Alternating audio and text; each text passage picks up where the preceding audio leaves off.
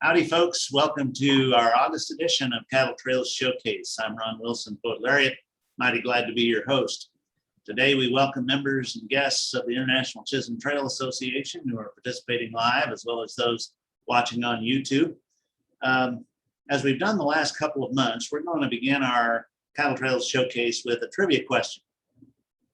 So the last couple of months, we asked the name of Roy Rogers' horse. Everybody knew that was Trigger. We asked the name of the Lone Ranger's horse. Everybody knew it was Silver.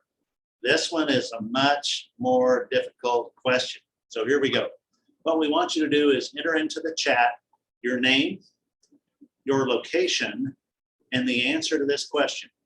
What was the name of Dale Evans' horse? Your name, your location, and what was the name of Dale Evans' horse? On the Roy Rogers TV show, Dale Evans had her own horse. And so you're welcome to put in the chat your name, your location, and the name of Dale Evans' horse. As you're doing that, the purpose of the Cattle Trails Showcase is to continually highlight the communities, historical elements, museums, and other attractions along the Chisholm and the Western Cattle Trail. This showcase is brought to you by the International Chisholm Trail Association, of which Dennis Katzenmeyer is president, Michael Grauer is vice president, Nancy Lawrence is secretary, Mary Lou Rivers is treasurer, Lonnie Steben is chair of the Cattle Trails Showcase Committee. And speaking of Dennis Katzenmeyer, President Dennis is on and has a very special message for us. So Dennis, we invite you to unmute and I'll turn the floor over to you.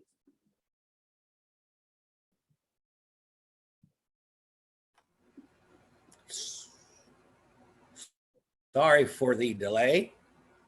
I couldn't find my unmute button. Welcome, everyone. We're so pleased to continue this series of Cattle Trails Showcase, and thanks to everybody involved that's put this together. We really appreciate that. The International Trail Association is very pleased, and myself especially, for all the good volunteers that we have on these boards and on these efforts. We're really making progress with our national designations, and I'm just thrilled to death. What I like to do right now is welcome you to the International Chisholm Trail Association 2021 Chisholm Trail Conference. It is October 15th. We may have a function on the 14th that evening. We're still working on that, of 2021. It will be held at Old Cowtown in Wichita or Delano, however you want to say that. We backed it up to a one-day venue so people can kind of come in and get the experience and get back home. We've got a tremendous slate of speakers coming forward. These guys are always great with bringing in some good ones. We're also working with our legislators. Some of this will be Zoom, some of it will be in person. Not only are we going to discuss the history of the Chisholm Trail, we're going to discuss the status and where we go from here as far as the designation of the Chisholm and the Western Trails. It will be an in-person. We are working on some virtual applications, but basically, please join us. It'll be exciting. It'll be great. It'll be fun. We'll have some giveaways. We might even have some can girls there. So please join us October the 15th, 2021. Thank you. Thank you, President Dennis. We did put that date in the chat, so we encourage you to mark that date and watch for more information. Gary, you had a question? Yeah, I was just wondering, are you going to send out any material on this? Will there be a form to fill out? Is there going to be a fee associated with it? Sure. Do you have a particular motel you're making arrangements with or any of that? All of that is work in progress. This is a save the date notice, but yes, absolutely. There'll be information coming. Yeah, thank you. You bet. And congratulations to everybody. So many people knew that buttermilk was the name of Dale Evans' horse. So sure enough, good work. It's time for our featured speaker. We are zooming to the trailhead of the Chisholm Trail today, to Old Abilene Town in Abilene, Kansas. Michael Hook is Director of Development for Old Abilene Town. He's sharing the screen as we speak. He's going to tell us about Old Abilene Town, the upcoming Chisholm Trail Festival, and other exciting things that are Old Abilene Town. I can just tell you firsthand is experiencing a real renaissance. There's a lot of excitement and buzz in Old Abilene Town again. So we welcome Michael Hook. Michael, take it away.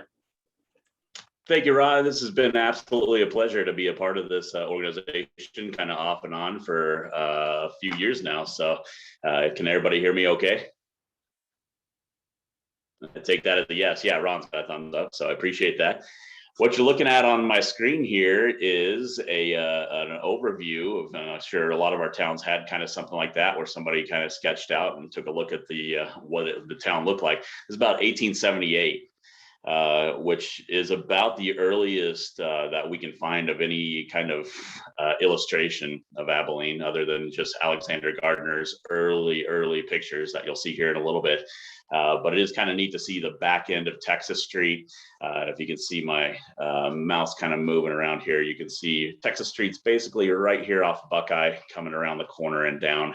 And if you go to Abilene today, just south of the Union Pacific tracks, that's still Texas Street. We're still holding on to our cowboy roots here. So, but that was where the activity, the fun, all that good stuff was. So we're pretty excited about being able to share that with people, because you can walk in the same area that Wild Bill and Wyatt Earp and Jesse James and all those guys were down there at that time. So it is really exciting, and we're trying to get a little bit more phone tours, information technology that we've never had before.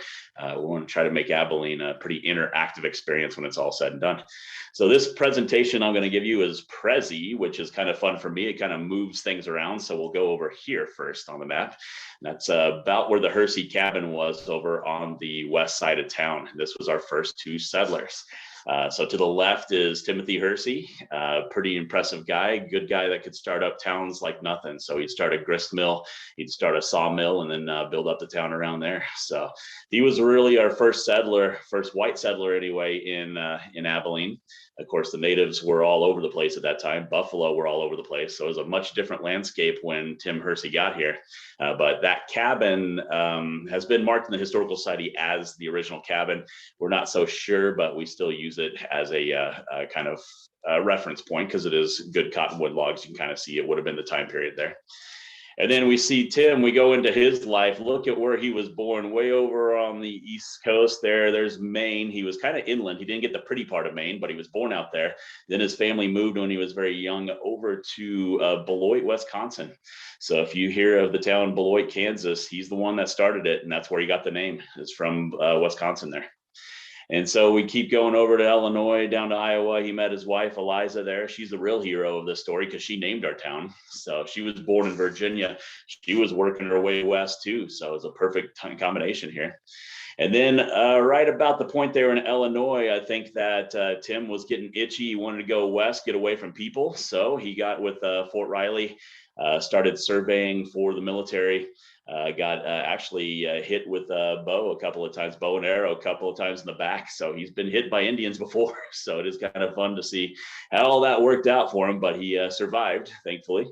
And he got down to Abilene and said, you know, this little tract of land might just be perfect to build another cabin. So he put it out there, took back to Illinois, sent for his family the next year. So the first time we were actually settled by a family was 1857. And that's 4 years before Kansas became a state. So we were very early. So the challenge now is, what do you call this tract of Christian goodness here? So we have Hersey dugout here, which is kind of a fun part of the story too. As the story goes, that his cabin kept getting burnt down by the natives, and so he decided to go underground, like a lot of them were doing. So this, as Mr. Liebold, the banker, came into town during the cowboy days, and Hersey was on his way out, he decided to buy the property and save that dugout. So what you see on the right-hand side is actually in the basement of the Liebold mansion is the original dugout dugout of the Hersey family, and Liebold recognizing how important they were. So I always appreciated that. There's Liebold today. So if you go inside that house, and the owner's really nice, you may knock on the door, he might let you in. But if you go down to the basement, that's that dugout where the Herseys lived. So very kind of cool story. Very creepy house, by the way. So we'll go back out and we'll take a look at Eliza. And she got her inspiration for the name of Abilene. They asked her to name the town. What better way to go is to go to the woman that knew her Bible inside and out. But she decided to just let the pages flutter in the middle of the table and see what God would come up with. And it stopped on Luke 3:1 in the New Testament. And you can see at the bottom, it says the Tetrarch of Abilene. And that is about the only time you will ever see Abilene in the Bible is on Luke 3:1. So 700,000 words in her King James Bible, and it only appears once as Abilene. So it was meant to be. And everybody thinks that Abilene, Texas is so great. They do some good things too, but I will tell you, we were before them. They actually named their town after us, and they'll give us credit on that website too. So we appreciate them for that. So we're good partners. They just have 100,000 more people than we do now. So we're getting into one of my favorite pictures. This is Alexander Gardner as he was taking shots across the new up-and-coming railroad. And this is what Abilene looked like. This is kind of like what McCoy's impact is. You can see that we were pretty desolate. And just to get an idea how far we are, this is about the Liebold Mansion is today right here. And way off in the distance is that Drover's Cottage. And that's where the courthouse is today. We're talking a good 2 miles off in the distance. And you can see nothing is impeding our view of that Drover's Cottage there. So, but the interesting part of the story over here on the right, there's a log cabin, and that cabin actually belonged to C.H. Thompson, who is kind of the unsung hero here. So we always give the Herseys credit, but actually Thompson's the one that really started this town, getting it marketed, getting it out there to people. And so we were right on that stagecoach line as a perfect spot to be before the railroad got here. And Thompson got a lot of visitors. So here's a great shot of what Gardner came up with for Abilene. This is what we were in 1867. And if you look out there today, there's grain mills, there's businesses, there's all kinds of fun stuff out here now. You wouldn't even recognize the place. But this guy here is Old Man Jones. He was our first treasurer of Dickinson County. And what's kind of fun was he started selling fire water to the natives. And then he said he got to make a lot more money off these little characters down here. And those are little prairie dogs. And while the trains were coming out west from New York, they would love to buy these as pets. And they would buy 2 for $5. He was making a good profit.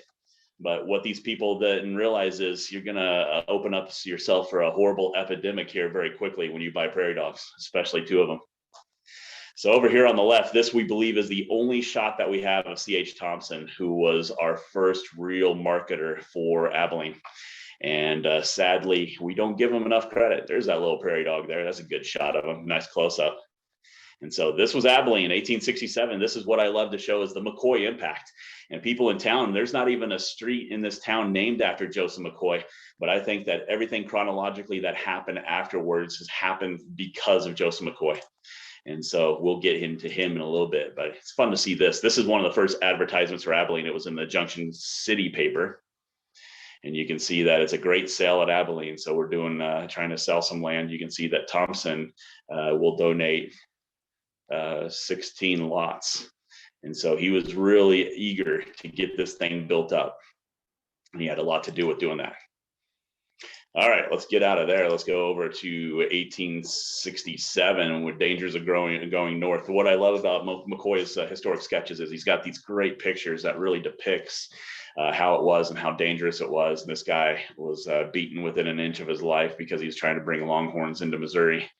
And so it was a tough run. I'm sure you guys are well versed with all this, but there's our hero, Joseph McCoy, running the livestock business from Springfield. Dr. Chereau, I always enjoy talking to him, who wrote the book a couple of years ago. And he said, you know, there's a point where McCoy was getting married and he had just not planned ahead. You know, it's kind of like McCoy, always by the seat of his pants. So he goes into the tailor in Springfield and says, hey, I need a nice coat for my wedding. And the tailor said, well, I've got one that this guy's never picked up. So that was his coat, his main coat from the rest of his life. And it was actually made for Abraham Lincoln. So good connection for those two boys there. So Illinois, there's great people coming out here and building up an empire from that way. So, but you can see how the Longhorn, they're starving out in Texas. We see the need for them coming north, and McCoy was the guy to help us. This is another great one out of his sketches there. You see he's talking to the big tycoon over there from the railroads. They were definitely depicted as the villains in the story, and he had a lot of trouble getting somebody to buy into the idea of shipping out these Longhorns by trains. So we want to go mass quantities. Here's Abilene, and this is our first herd arriving in 1867, and then they ship them out. You see the smoke coming in from the train. But we do appreciate, they said there was wine and festivities, and they laid out a nice little banquet set up by tents.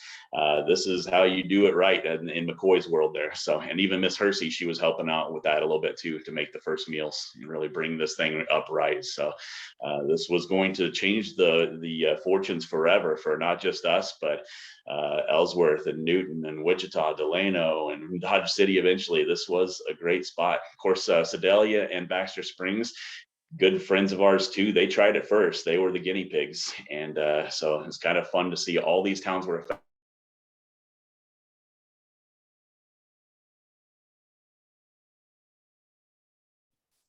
Michael, you're muted.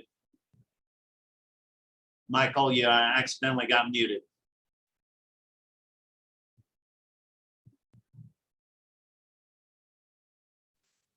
There we go. Can you hear me? Now we can hear you. Thanks. All right. So as we go across now, I'm kind of getting lengthy on time. I apologize for that. So we'll get into the impact of McCoy. Here's what he was doing. They were building stuff so quickly, and there was saloons, and there was boot stores and restaurants and everything we could get to capitalize off these cowboys. We were a bustling cow town within about a year of him showing up. And so 68, 69, 70, this is one of those dance houses. This is what he depicted it as. And these ladies, they're not the border queens as we know them down in the Caldwell area, but it is kind of interesting. These ladies were just drumming up business. They're just trying to get these guys hot and sweaty by dancing. So if you want to get the extracurricular stuff, you got to go farther south. So this was kind of their jobs though. So we appreciate that. And as we get out of here, we're going to go back. This is why I love Prezi. It just moves. This is kind of fun. We're going way back here. Now let's get into 1870. This is when the action starts happening here. So we noticed that we were pretty lawless. It was a dangerous spot. We were dubbed Texas Street on the south, and it was filled with boarding houses, gambling tables.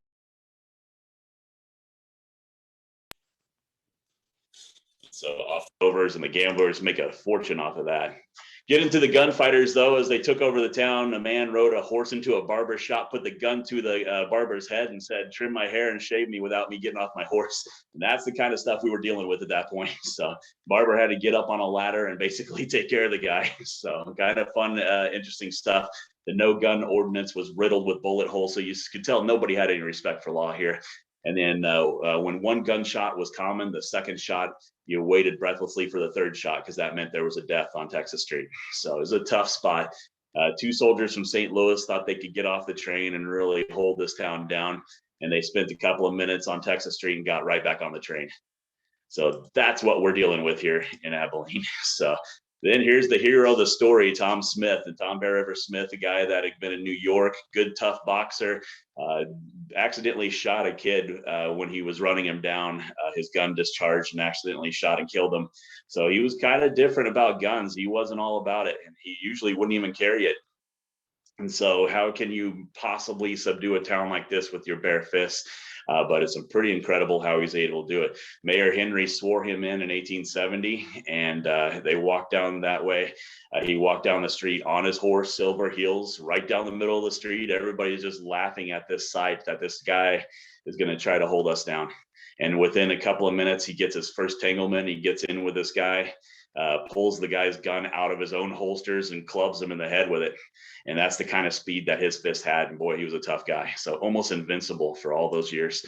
And he was so important that you're going to see, you're not going to hear it, but this is a great movie. The Death Valley Days, the series that you would have seen in the 50s, that's Ronald Reagan playing Tom Smith. And that's one of the last characters that he will ever play on the screen. And so we appreciate that. He was bare knuckles in this movie, in this little video too. It's called No Guns Behind the Badge is the name of the episode there. So you can get that on YouTube. But I always appreciate the connection that they had. Tom Smith doesn't get enough love, as we also obviously know. Our next guy is going to be the exact opposite of Tom Smith. So all guns all day long.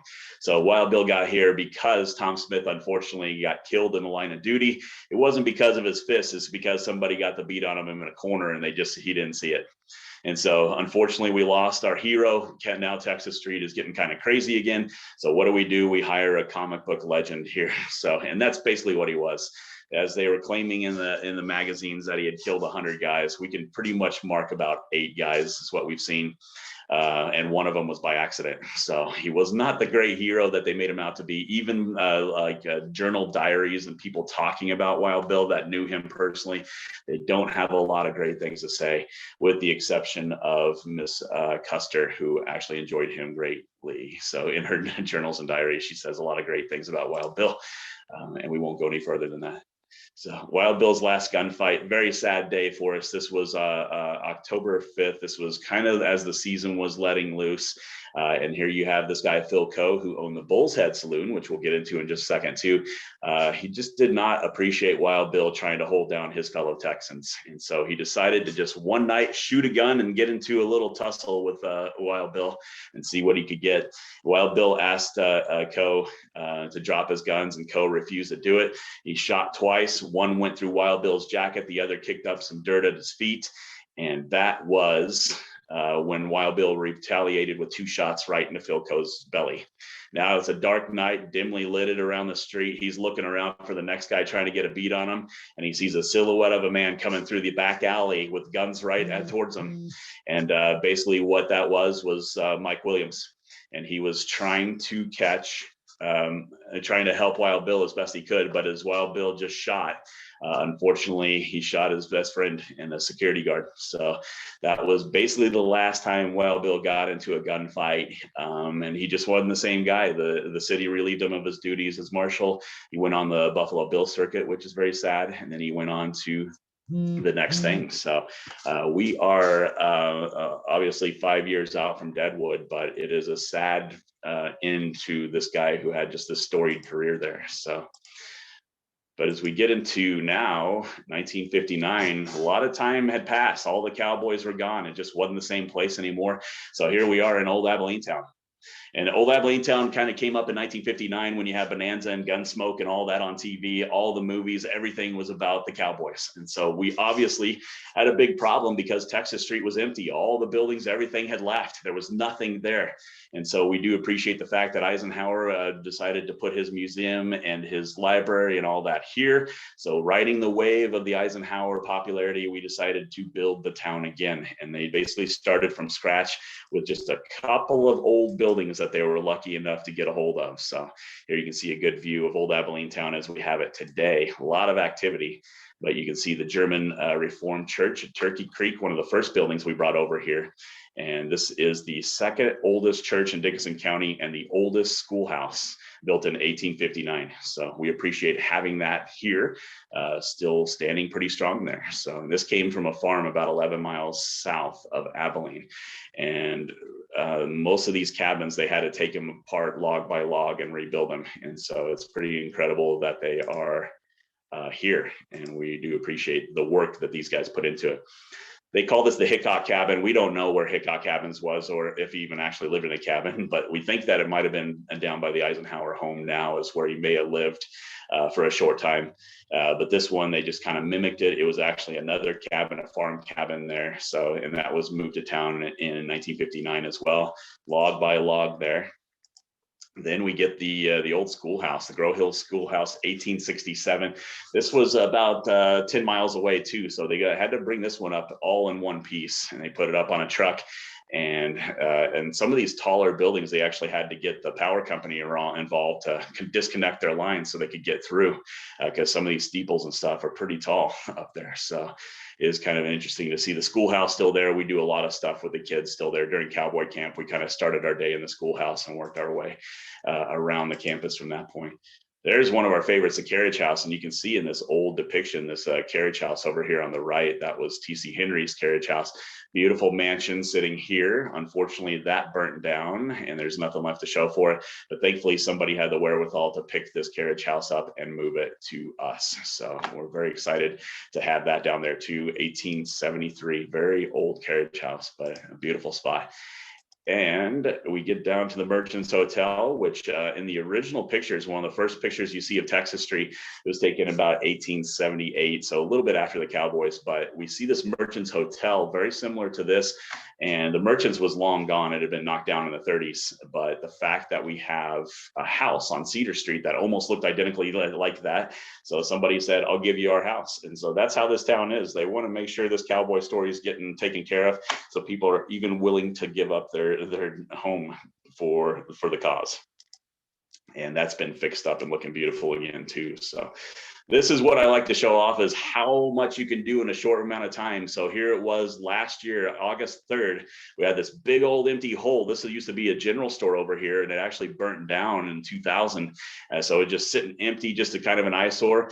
And last week we had a boxing match right in the middle of the street, and you can see what we built in that spot there. That's the Bull's Head Pavilion, which we've had concerts and shows, reenactors, weddings, all kinds of fun stuff. But this was really an interesting dynamic to put a big MMA boxing fight. I wanted some bare knuckles brawling, so he brought me a couple of those guys. We were trying to go all historic with it, so it was kind of fun. But we had about 500 people show up for this fight right in the middle of our street. So this is not only a great part of history, but it's also an excellent venue for us here in Abilene, which for night side, we don't get a lot of stuff to do in Abilene anyway. So this is kind of fun that we're providing that for them.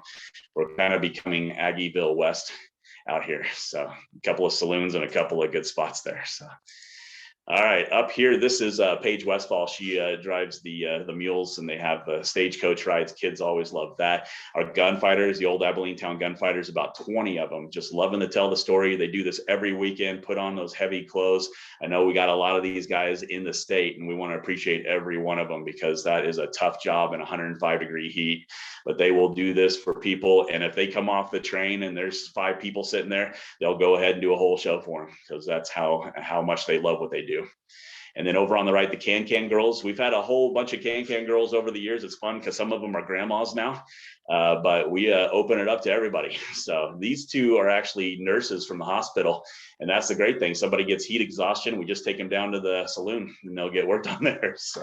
So we appreciate that. A lot of great people working with us, a lot of great volunteers. We couldn't do it without them. And Ron mentioned the cowboy camp. He's going to do an article for us in Grass and Grain, which we appreciate. And this is such a great moment for me, because we had done pioneer camps, which is very domestic. It's cool what we do. We were teaching them how to wash dishes and do the cooking and stuff. And I kind of, when I got to Old Abilene Town, I wanted to do something a little bit more cowboy. And it's a great part of our history as well. So the kids get to experience that firsthand, still having a lot of fun. So you can see there's some education. Joe Basso, I kind of showed him the clothes of the 1850s and 1860s.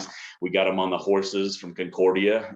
These guys were the American Freedom Riders, did a phenomenal job and with the kids, and they all got about 2 days worth of saddle time. Then you see the train. We took them out to Enterprise, so they got to experience that. And then they got on the cover or the chuck wagon. They got to load up the supplies for the trail. And we basically simulated a whole trail ride, like how much flour are you going to need? How much coffee? What kind of tools are you going to need? So they got to go through the general store, buy up their supplies, and then they got to play a game and see how far they could go with the materials that they had. So that was kind of cool. Then we have a Longhorn ranch about 5 miles south of us. And so we got to go down there and feed these guys. They're still little babies right now, but they're going to be big, and the kids really enjoyed every minute of it. And then cooking on the Dutch ovens and really getting the full experience. So the branding and the roping, we had guys from all over this town that got after it and helped us, and we do appreciate that. So it was a fun experience for these guys. So, and here we go to the Chisholm Trail Days. We want to mention that Old Abilene Town is open every weekend here. So all the way till the end of October, we're going to do some haunted houses and stuff out there too. But we're very excited about September 3rd and 4th. We're bringing a draft horse pull down to our arena down there. And these are about 6 teams that are going to do a draft horse poll on Friday night, September 3rd. And then September 4th, we're bringing the Sons of the Pioneers back. That was such a great show when they did this in 2017. And they weren't even the headliners that year. It was Michael Martin Murphy went on after them. So I had to make things right with the Sons of the Pioneers because they are the headliners and everywhere they go. So we want to make sure that we appreciate them for their history and everything they've done. They are the originators. They are the ones that brought Western music to the forefront. So, and they've been doing it since 1933. So pretty incredible. And you'll see Jeff and Don Dawson, Brian Knowles. It's going to be a great night for us. But during the day, I'm starting to get some skilled artisans. We've got a tailor that has the old machines. He's going to make old 1850 style clothes right in front of you. We've got candy makers, all kinds of fun stuff that are going to be during the day, which is actually going to be a free admission during the day. It's the night where you want to hear the music. It's just $20, which is nothing for a national act like this there. So if you guys aren't doing anything on September 4th, come and see us, or September 3rd. You can stay all night and stay with us there. That's good for us anyway. So, but that's what we are looking at here. There's the old cowboy camp again, coming all the way back out. And I think that's it. So now I can open it on there. So Thank you, Michael. Outstanding. Would you say, and we'll invite folks to pose questions either on chat or just unmute and ask, but would you say a word about the new Trail Center Museum at Old Abilene Town? yeah, it breaks my heart. We were actually going to do this from there, but I didn't get the internet connection I wanted. So I was going to take you on a quick tour there too. But we opened this on Memorial Day weekend. Deb and Tim Sanders had been storing this great museum that the Eisenhower Group had put together back in 2017. It was sitting in storage, and they were trying diligently to find a spot to put it. We knew it had to be in Abilene because that was geared pretty much towards the Ike and his presidential boyhood, basically. And so that's kind of what we wanted to do is bring that to a place. And we had this building that was sitting just empty for years and years. It was an old souvenir shop, and it had like 7 cats living in there, just nasty, disgusting. And then the Kajowskis actually took it upon themselves to go ahead and fix it up. And it is phenomenal. The woodwork, everything looks brand new. It smells so good in there. It feels like it's a definite cowboy experience there. So we have that museum. We have interactive displays, movies, fun things for the kids.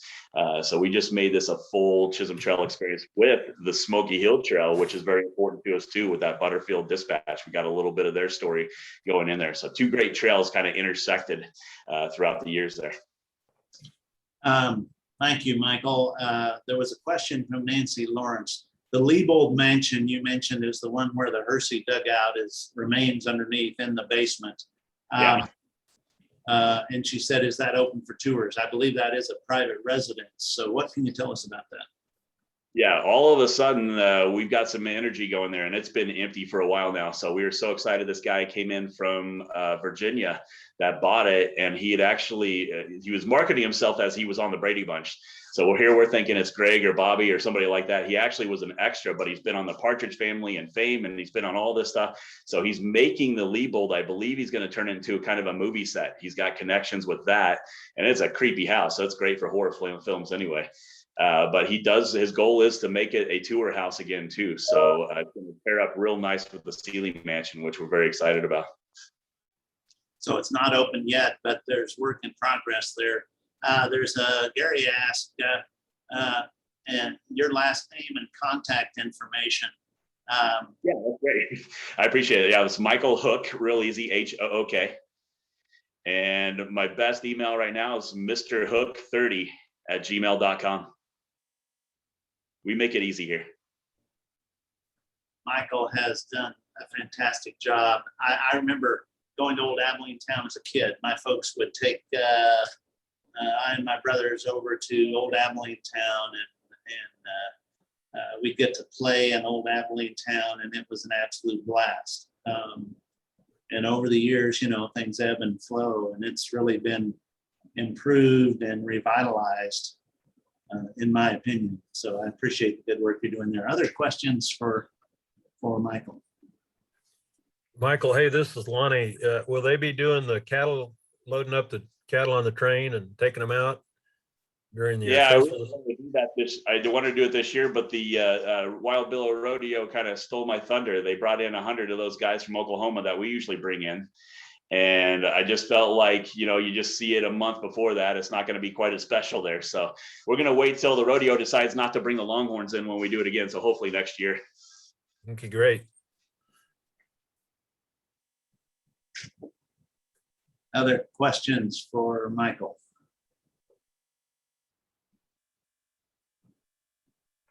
Not seeing or hearing any, folks. How about a virtual round of applause for Michael Hook and the terrific work they're doing there in Old Abilene Town. We appreciate you, Michael, and appreciate your many contributions to the Chisholm Trail history and the leadership you've given there. Now I'm going to call on our Cattle Trails Showcase Chair, Lonnie Stephen, to tell us about next month's presenter on Cattle Trails Showcase. Lonnie? Okay, thanks, Ron. Well, what we're trying to do, for if you're maybe new to this, is we try to rotate between Kansas, Oklahoma, and Texas. And so this month, of course, was Kansas, and next month we're going to go down to Oklahoma, and we're going to do something just a little bit different. We're going to go to the Oklahoma National Stockyards. And Kelly Payne is the executive director of that, and she's the only female director of a stockyards, national stockyards, which from what I understand, the Oklahoma Stockyards is the only national stockyards in existence today. But it was founded actually in 1910, but it's tied to the Chisholm Trail as, of course, the cattle and what the cattle industry has done for the whole world, basically. And the Oklahoma Stockyards are known as the largest stocker and feeder market in the world. And it is the last terminal market in existence. It is on the National Historic Register, and it's also a gem among the many Oklahoma landmarks. Kelly is also involved with Stockyard City, which is just adjacent to the stockyards and is an area working hard to recapture the flavor of early history of the region. And they try to keep that, they're working to get that as original as they can, just like what Michael was showing us with Old Abilene Town. So it should be a very interesting presentation, and it's another great spot along the Chisholm Trail to visit. Thank you, Lonnie. We look forward to that. So remember, we're doing Cattle Trail Showcase on the second Friday of each month. So that would be Friday, September 10 at 10 a.m. Be sure you join us and mark your calendars for Friday, October 15. That will be the Chisholm Trail Conference at the Old Cowtown Museum in the historic Delano district of Wichita, Kansas. Be watching for more information on that. To close our program today, this is Ron Wilson, Poet Laureate, saying thanks for taking time to join us in this place, and come on back next month for our next Cattle Trails Showcase. Happy trails, everyone. Thank you all. Nancy, can you give me your email address?